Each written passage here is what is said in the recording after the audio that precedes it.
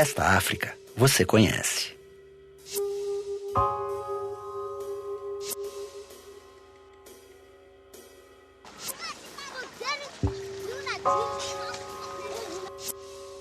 Mas existe outra África, um continente rico, pleno de cultura e beleza.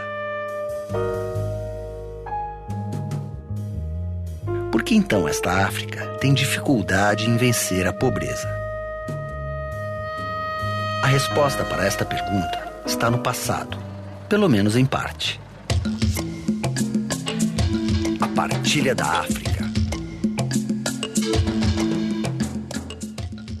Durante 300 anos, a escravidão transformou mais de 10 milhões de africanos em mercadorias.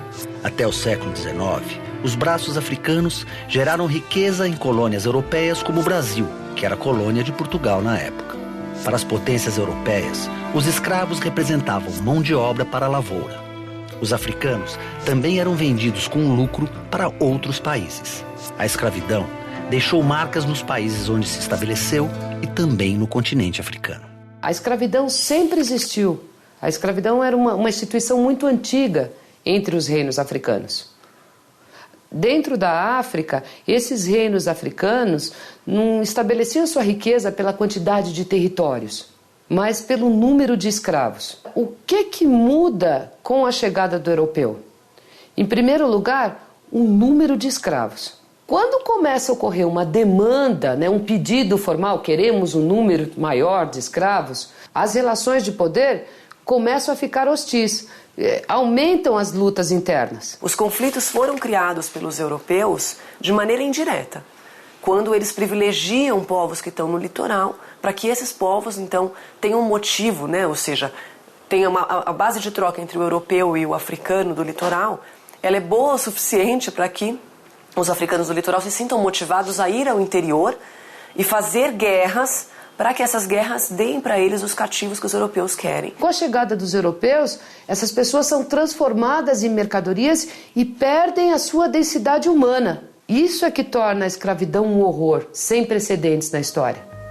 Com a proibição do tráfico internacional de escravos no começo do século XIX e o declínio da escravidão, outras riquezas africanas ganharam mais importância para os europeus. Europeus que exploraram o interior do continente africano mostravam pistas sobre a quantidade de riquezas no interior do continente. Se você faz esse comércio só no litoral do continente africano, com esse objetivo específico, que era tornar os africanos cativos para comercializar nas Américas, você cria um empecilho para a administração desse continente, para a entrada nesse continente. Então você interrompe esse tipo de comércio para criar um outro tipo. Aí começa uma página da história da África, que é uma página de uma corrida de um ocidente, sobretudo europeu, e depois também dos Estados Unidos, de correr para os minérios, para os produtos minerais, seja o diamante, seja o petróleo, seja o cobre. Os interesses comerciais e políticos levaram vários exploradores rumo ao interior do continente, especialmente ingleses e franceses. Foi o que estimulou a busca pela nascente do rio Nilo, na região central e no nordeste africano, além da descoberta dos cursos de outros rios importantes, como o Níger, o Zaire e o Zambeze. Se tem um expansionismo econômico bastante grande, que é um momento, desde a segunda metade do século XVIII, depois do século XIX, onde exploradores e missionários vão rasgar o continente africano pelo curso dos rios. Então, se a gente olhar o curso desses rios, essas grandes bacias, o curso do Níger, a região dos Grandes Lagos, a bacia do Níger, a bacia do Congo, a bacia do Zambeze, a gente vai perceber que se navegando essas bacias, ou esses rios imensos, a gente estaria entrando e tendo possibilidades efetivas de conhecer o continente pelas bacias dos rios. As disputas em torno do continente africano estavam estabelecidas. Em 1884, 14 países europeus, além dos Estados Unidos e Rússia, se reuniram na Alemanha para buscar um acordo sobre a partilha da África. O episódio ficou conhecido como a Conferência de Berlim. A partilha da África foi iniciativa de um governante alemão chamado Otto von Bismarck, que em 1884, prevendo que a África seria talvez um lugar de conflito, né, o domínio da África poderia ser um ponto de conflito entre as nações europeias, que estavam todas na Segunda Revolução Industrial, quase todas, né? E visando a África como um local para retirada de matérias-primas para alimentar essa indústria, ele chama então a Conferência de Berlim, e que reúne principalmente os países da Europa do Ocidente, mas também a Rússia, e coloca então na mesa, né, quais vão ser as regras para a ocupação desse continente. E a regra fundamental é essa: a nação europeia que ocupar um determinado território na África deve comunicar imediatamente às outras nações e, ao mesmo tempo, deve demonstrar a ocupação efetiva desses territórios. É a extração de matérias-primas, é a existência de missionários, procurando civilizar, né, nas palavras do europeu, civilizar os negros existentes na região. Na verdade, a divisão é feita entre os países que estão presentes, que assinam as resoluções da Conferência de Berlim, e acabam se concentrando basicamente em mãos de Portugal, da Inglaterra, da França, um pouco da Alemanha, e note bem, até 1908 não é da Bélgica, é do rei Leopoldo II da Bélgica. O Congo é uma propriedade privada, particular, do Leopoldo II da Bélgica. Diante do poderio europeu, a maioria dos dirigentes africanos se mostrou decidida a manter a independência de suas nações.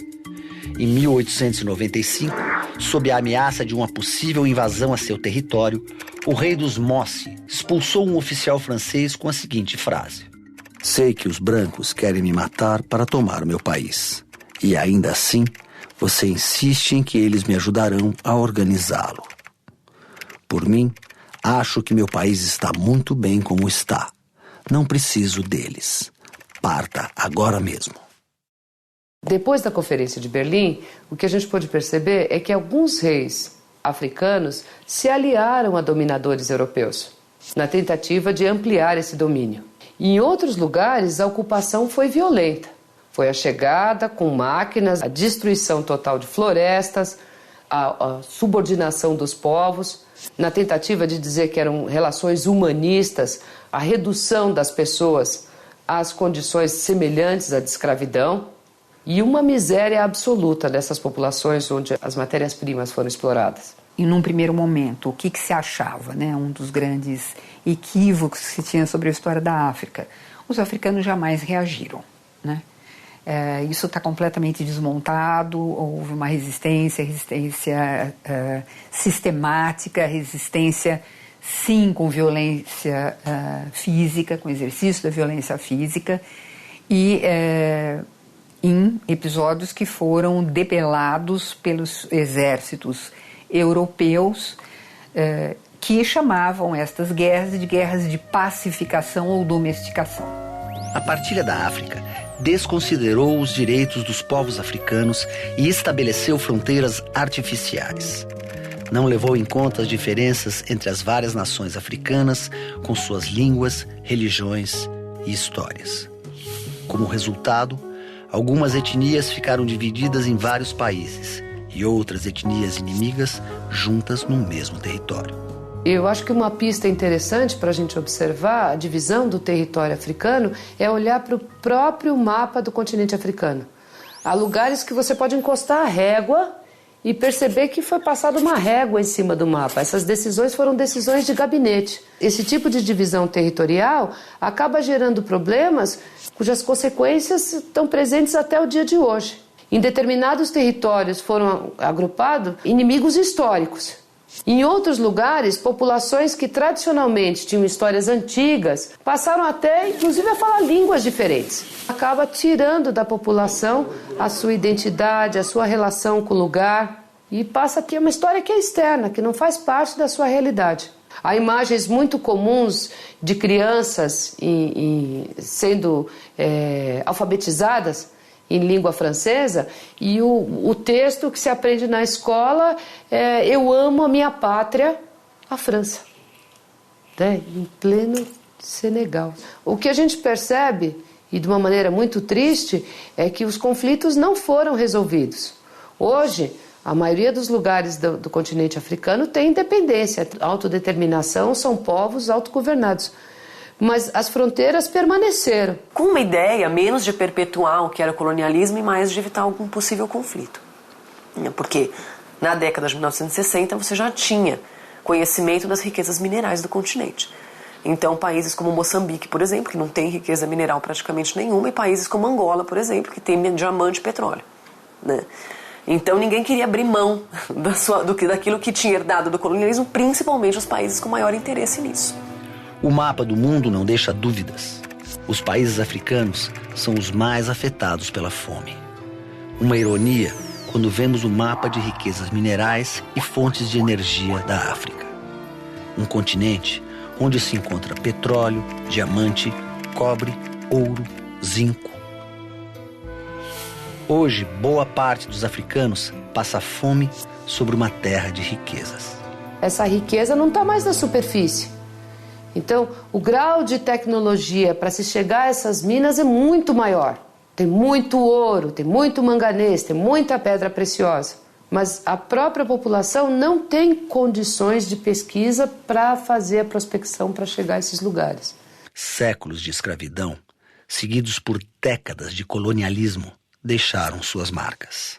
O mundo tem uma dívida tremenda com a África. Não dá para a gente poder imaginar a história sem conhecer, imaginar a história da África sem conhecer a relação com a história dos outros lugares. Mais importante do que dizer que os europeus têm uma dívida com o continente africano é dizer que eles ainda estão lá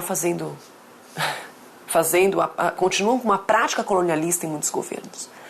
Né? Você tem, dentro de governos atuais, grupos especializados em fazer negócio com o continente africano. Dentro do governo desses países, não é? Em alguns lugares eles chegam a conseguir pôr e tirar, derrubar governos africanos. Né?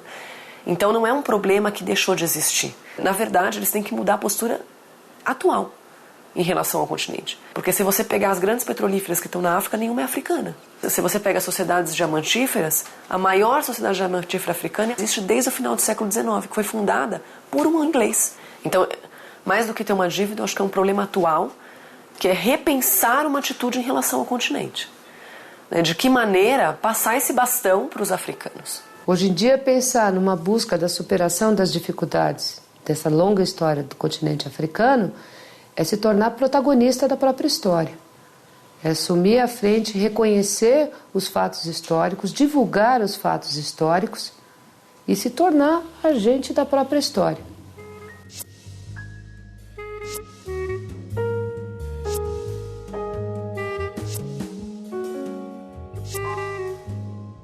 Ainda assim, lidando com a dor e a violência, as nações africanas construíram e constroem suas identidades.